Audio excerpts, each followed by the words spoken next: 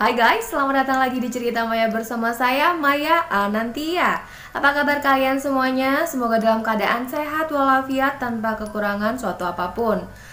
Jadi selamat datang di part kedua cerita ini, cerita Desa Gondomayit, karena ceritanya amat panjang. Jadi juga akan aku potong-potong detail yang sebenarnya penting juga, tapi bisa aku ringkas gitu.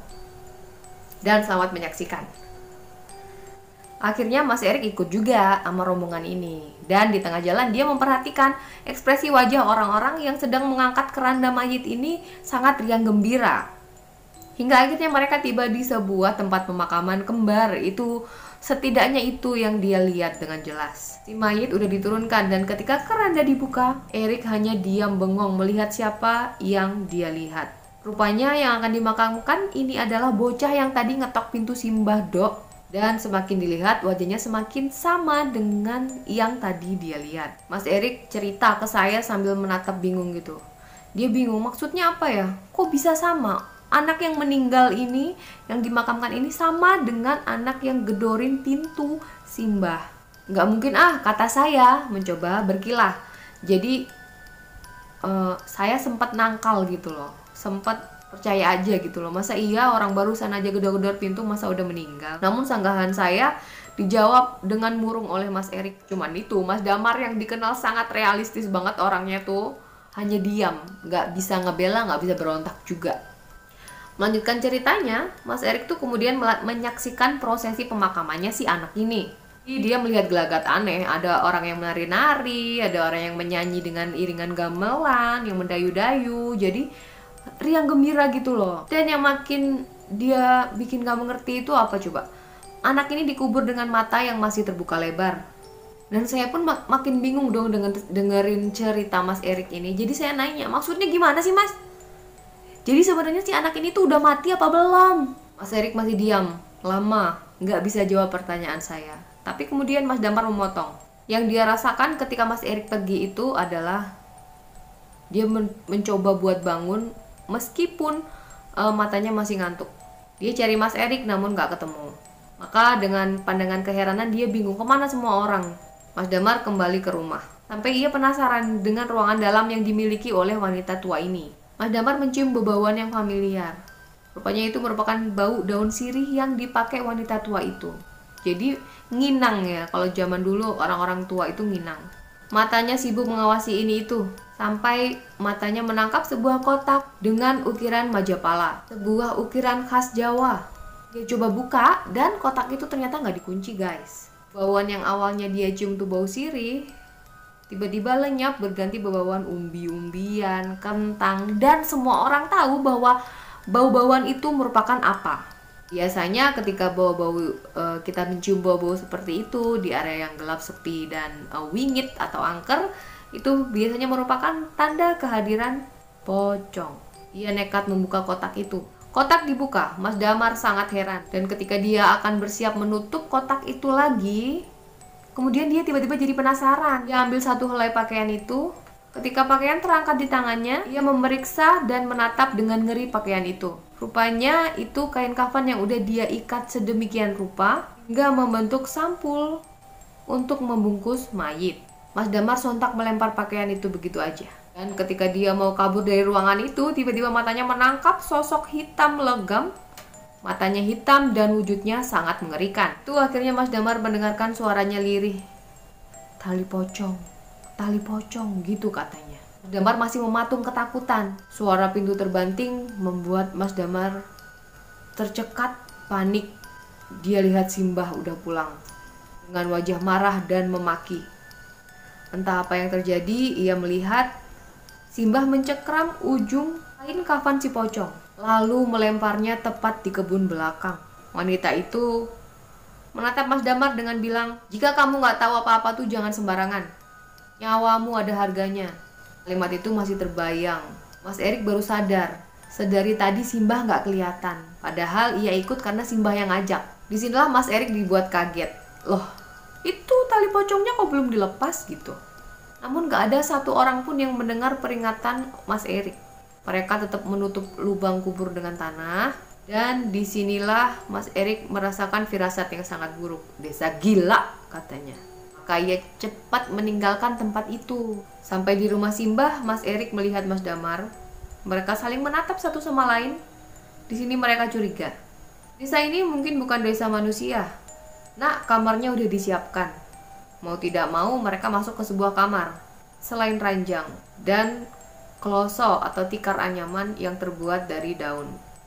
Mereka sepakat bahwa keganjilan ini mengerucut pada sesuatu, tapi mereka belum berani menarik kesimpulan. Tengah keheningan, mereka langsung aja merubuhkan badan, berusaha menghilangkan kelelahan. Dengar suara yang gak asing di telinga mereka. Suara riuh namun sangat tipis, seperti dari tempat yang jauh banget. Itu adalah suara ayam yang pernah terdengar. Mas Erik lah yang pertama kali bangun.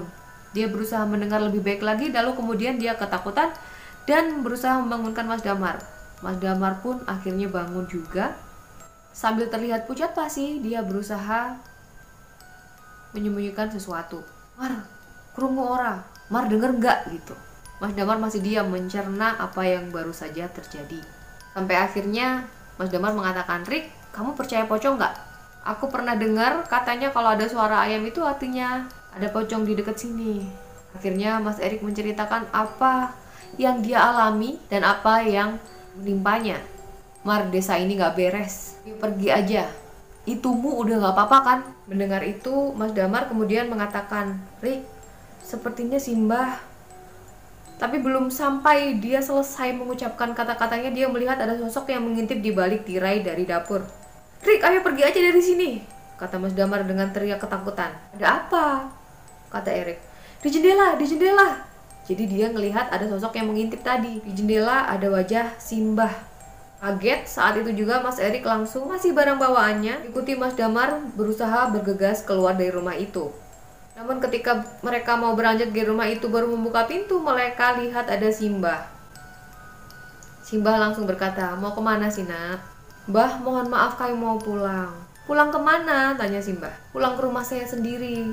Simbah awalnya hanya berdiri, namun perlahan-lahan tubuhnya tertekuk, lalu membungkuk menatap mereka dengan senyuman paling mengerikan yang pernah ada. Penyakitmu udah sembuh nak. Mas Damar terdiam lama. Kemudian Mas Erik yang maju. Sebenarnya Anda itu siapa? Saat itulah senyuman buruk rupa itu berubah menjadi tawa yang paling mengerikan, yang membuat Mas Damar dan Mas Erik menggigil karena ngeri. Desa Gondomayit, kata Simbah. Siapa yang udah masuk desa ini tidak akan bisa keluar. Nurut aja ucapan saya, kata Simbah. Di tengah keheningan, kemudian mereka mendengar suara ayam yang tadinya lirih itu makin ramai. Dengar suara, nak, kata Simbah. Tahu artinya? Mas Erik dan Mas Damar masih menjaga jarak. Mayit atau pocong. Setelah mengatakan itu, hati Mas Damar dan Mas Erik tiba-tiba jadi gak enak. Habis itu kedengar suara pintu dibanting dengan sangat keras. Dan secara tiba-tiba, semua gubuk bambu yang ada di situ dengan serampak terdengar suara gebukan yang keras di semua sisi. Simbah tertawa makin keras dan nyali mereka berdua semakin ciut. Seolah-olah kejadian yang mereka alami ini sebagai mimpi. Simbah yang awalnya membungkuk tuh kemudian terjatuh terjerembab ke atas tanah. Simbah mulai merangkak. Dua kakinya Simbah tuh seperti lumpuh.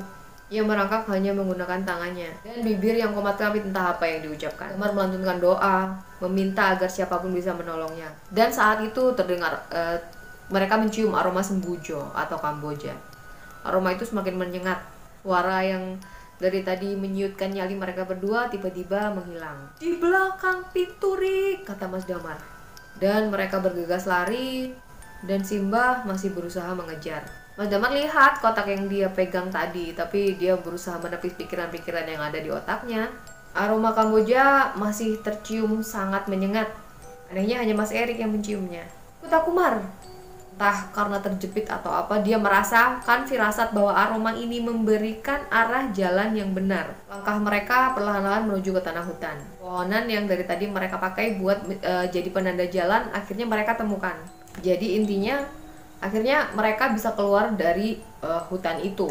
Oke, jadi begitu kisah Mas Damar dan Mas Erik yang diceritakan kepada teman kita ini, Muhammad Irwan. Jadi terima kasih buat kalian yang udah nyimak Cerita Maya. Jangan lupa bulan depan ada 2 segmen baru di Cerita Maya, yaitu cerita tentang serial killer dan juga cerita tentang apa aja yang viral di sosmed. Buat kalian yang masih penasaran terus dengan cerita Maya, jangan lupa terus saksikan, pantengin, dan juga like-nya, komennya, subscribe-nya, dan share ke sosial media yang kalian punya. Dan jangan lupa follow Instagram aku di cerita_maya. Terima kasih buat kalian yang udah nonton. Sampai ketemu lagi di Cerita Maya episode berikutnya. Bye-bye.